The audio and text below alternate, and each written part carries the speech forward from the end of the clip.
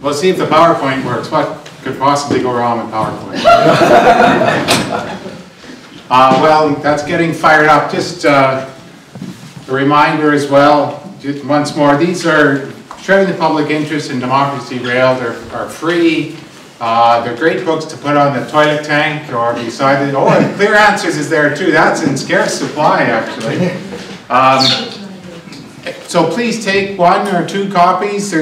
They're on the table there, and there's more under the table. And there's also some CDs, about half a dozen CDs that are free.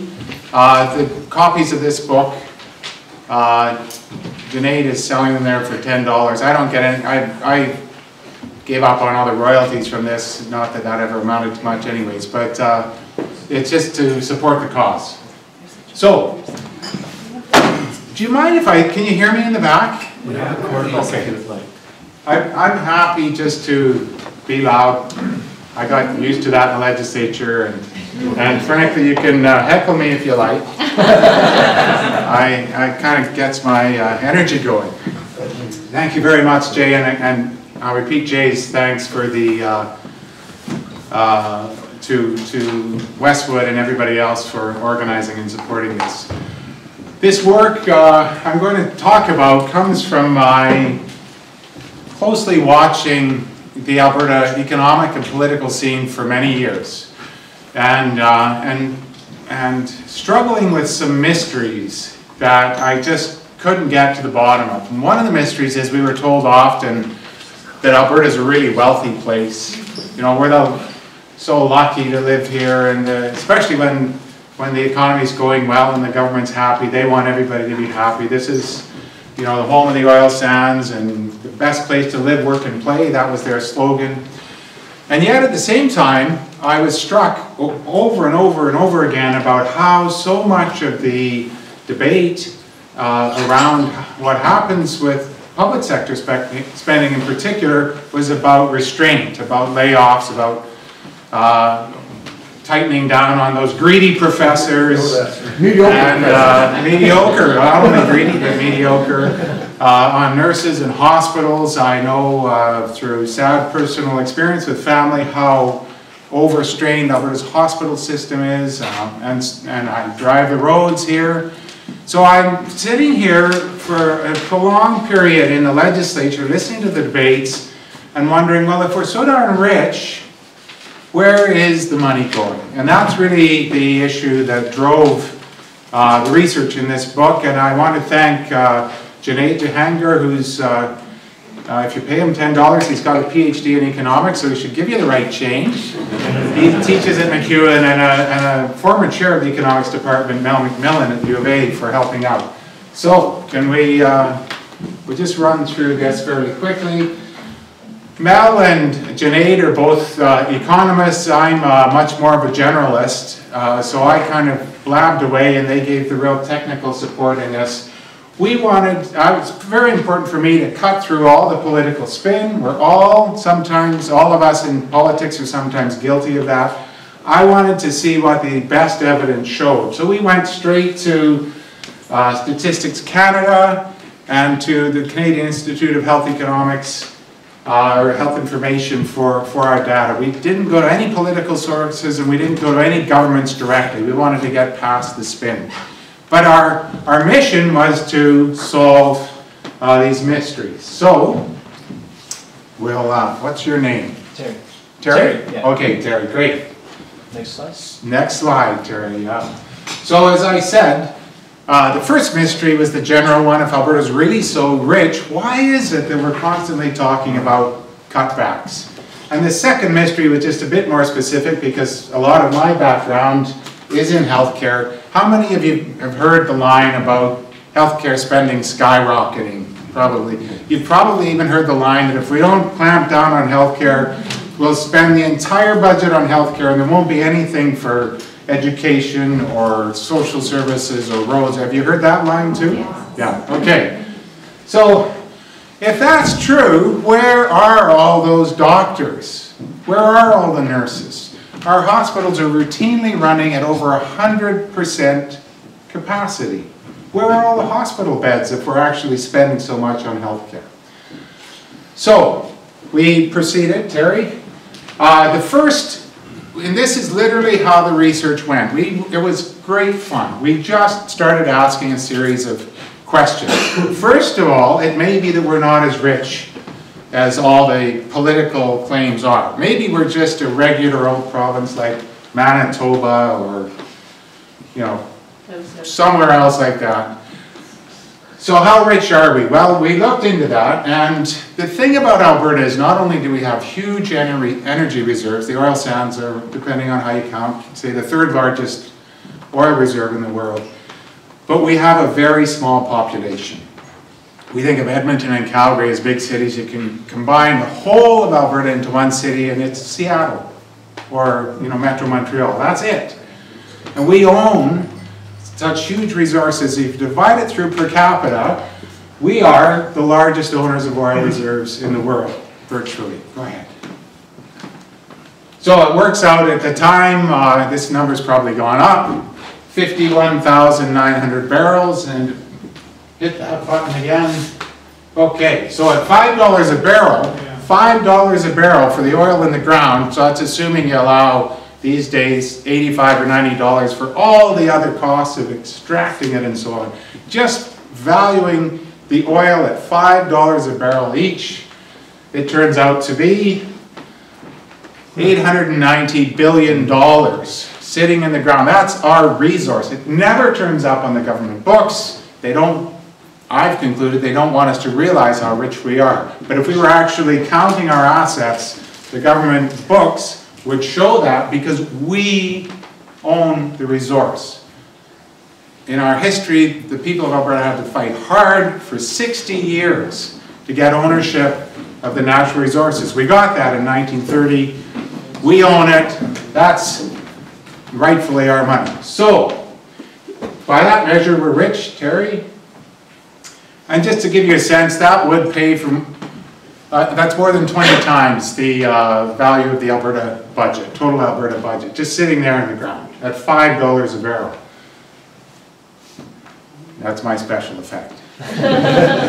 Okay. Oh, and more special effects. Carry on.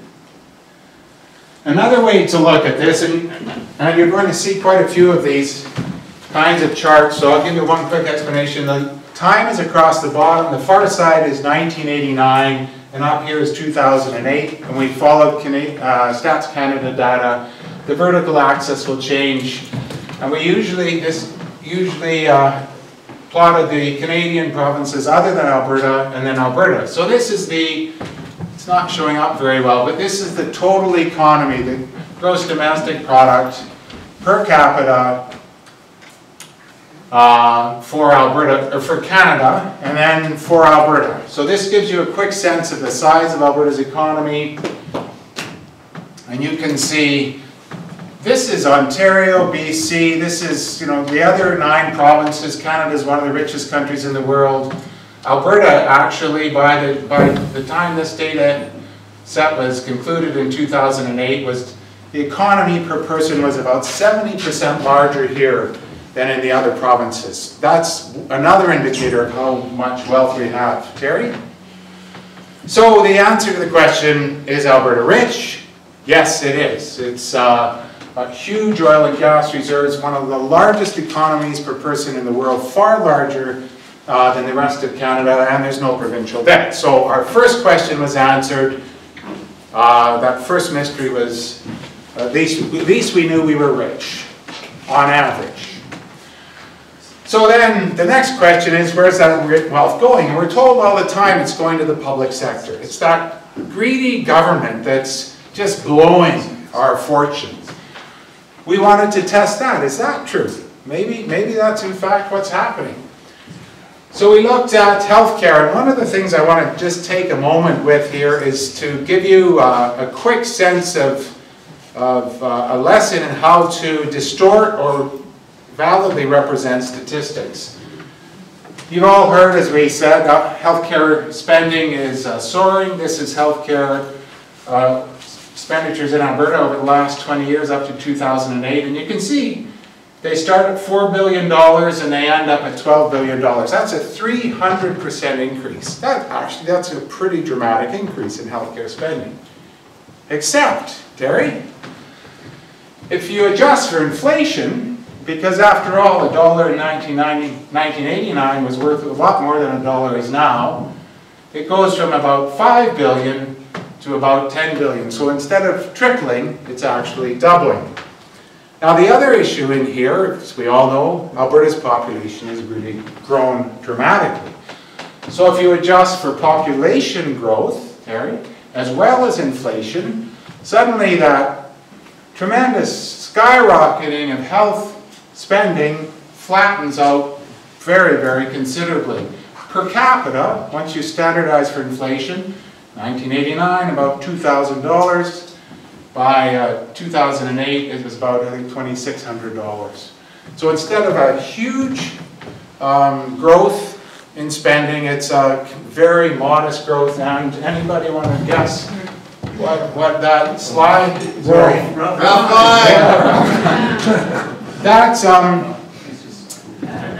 That represents, and numbers really do tell a story, that's actually about a 25% cut in real spending per person on healthcare. That's about 10,000 healthcare professionals and other staff losing their jobs. That's the Calgary Hospital getting blown up. So the lesson there, and carry this through your life, watch out for bad statistics. Okay, Terry, let's go. Let's see, how are we doing for time here? Okay. You have another 8 minutes. All right, so we paid careful attention to inflation and population growth, and we looked at a series of things. Terry? This is overall government spending, total spending per capita, and boy, these slides aren't coming through very well here. This is Alberta total spending by the provincial government once you adjust for inflation. So you can see it was about a little over $8,000 in 1989. And it's about the same. It's slightly more now. Again, you see the effect through the mid-90s of Klein. This was the surge in natural gas revenues, and this was actually, part of that was driven by Ralph's competition with Nancy. This is the lead up to that election and those $400 checks and all of that. Next. This is spending on education, K-12, right through to post-secondary. Very flat. There's very little increase in real spending from 1989 right up until 2008. Next one, Terry. Try that. This is health expenditures. Those are the other provinces. And try the next one, Terry. This is Alberta's spending. Whoops, what happened there? You see how dramatic that impact was. And on healthcare spending, Alberta was actually through the later 90s the lowest in the country in real terms per capita. It's otherwise tracked the other provinces. We're not out of line with the rest of the country on healthcare spending either. Next. So one of the things we did is combine all human services that Alberta government spends. And so that's health, education, social services, justice, all of that. And you can see that line is not out of control at all. It's a very flat line, despite all the rhetoric we hear about out of control spending. So we had the second question answered. Is that great wealth that we established in the first question going to government spending? The answer was no. Where else could it be going? Well, amazingly, it could be going to government saving. In other words, the government, let's see the next slide, let's see. Oh, we've skipped, this is hopping around on us. Okay, that's okay. It could have been going to government savings. Maybe the Heritage Fund was worth more than ever. When we ran the numbers on that, in fact, it's worth less than ever. It's worth less today in real terms than it was the year it was created. So you can see in '76 it was worth $4,000. By 2009, 3,900, it is actually be lower than that now. Next one, Terry. If it's not going to government programs, it's not going to government savings, where else could it be going? It could be coming to us, right? Maybe as individuals, we're all just really getting rich. So, in fact, when we ran those numbers, Terry? The fact is that on average, and that's very important, you can, take the average temperature in Alberta and do away with winter if you wanted. On average, Albertans are doing very well, and I think maybe Laurie and Shannon might speak to inequality. So this is personal income per capita. So it starts in 1989, and this is adjusted for inflation, just under $30,000, you can see on the far end, and it gets up almost to $40,000. People here complain about provincial taxes. Actually, very few people do complain about it. Those who do complain make a lot of noise. Provincial taxes are actually very low and have been flat in Alberta for the last 20 years. For rich people, not poor people, it's higher tax than BC, Saskatchewan, if you make $35,000 or less. That's right. Next one, Terry. So, personal incomes in Alberta had grown over that last line. They've grown by about 39%. We are, on average, wealthy here. But remember, if you can think back to that very first line I showed on a chart with Alberta's total GDP, it had grown 76%. It was far higher than the other provinces. So our incomes on average were up 39%, but the economy had grown by 76%. So we were actually getting less and less of this province's wealth. Where was the rest going, Terry? Oh, I always think in terms of food, and so it was like we'd had a medium pizza, and now we're getting an extra large pizza, but we were still only getting 2 slices. I wanted to know who was eating the rest of my pizza. So the answer came through the data. We went back to the data. I said, where else could it be? Could it be going to corporate profits? And in fact, that's exactly what turned out to be the case. Junaid, I remember, sent me, he ran all these numbers, he sent me this graph. And when I opened it, Terry, go ahead. When I opened this, sitting at my desk, it was one of those holy smokes movements. This is adjusted for inflation and population growth. So this is real increase in profits. In 1989, profits taken out of Alberta were under $4,000. They dipped a bit and then they climbed. There was a big spike with the natural gas boom. Anybody, this is 2001. Anybody want to guess why that drop is there?